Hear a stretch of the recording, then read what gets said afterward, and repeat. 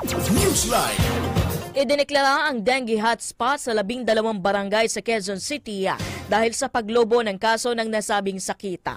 Kabilang sa mga barangay na natukoy na hotspot ang Lourdes, San Isidro Labrador, Santa Teresita, Batasan Hills, Bagong Bayan, Blue Ridge B, Libis, St. Ignatius, Baysa, Sangandaan, Talipapa at Tandang Sora. Sa datos ng Quezon City Health Office na itala ang 148 kaso ng dengue sa mga barangay matapos ang pananalasa ng bagyong Karina at hanging habagatan. Karamihan sa mga tinamaan ng dengue ang mga bata na may edad 1 hanggang 10.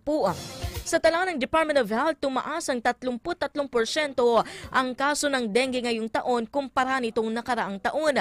Nilinaw ng Health Department na hindi pa tiyak kung ito na ang epekto ng bagyong Karina dahil posibleng dahilan nito ay ang maling pag-iimbak ng tubig dulot pa rin ng El Nino. Newsline.